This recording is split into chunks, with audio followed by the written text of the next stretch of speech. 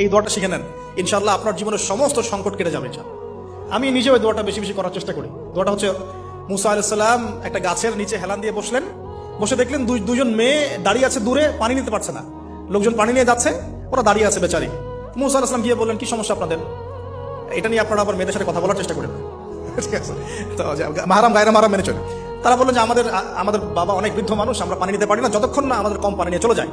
মুসা আলাইহিস সালাম একটু বললাম না, ফিজিক্যালি খুব স্ট্রং ছিলেন, থাকে না বডি বিল্ডার, সামনে গিয়ে কথা বলে সরো পানি দিতে দাও, তখন মানুষ একটু মূল্যায়ন করে না। তো মুসা আলাইহিস সালাম এভাবে পানি নিয়ে দিলেন এবং বাছুরদেরকে পানি পান করালেন, করিয়ে গাছের নিচে এসে বসে আছেন। বসে বসে তিনি দোয়া করছেন, এই যে দোয়াটা তিনি দোয়া করছেন, রব্বি, একটা নেক কাজ করলেন না, মানুষের উপকার করলেন, নেক কাজ করে এসে গাছের নিচে বসে দোয়া করছে, আল্লাহ এখানে তো আমার খাবার পানি বাসস্থান কিছুই নাই, আমি কি করব? রব্বি ইন্নী লিমা আনজালতা ইলাইয়া মিন খায়রিন ফাকির, রব্বি ইন্নী লিমা আনজালতা ইলাইয়া মিন খায়রিন ফাকির।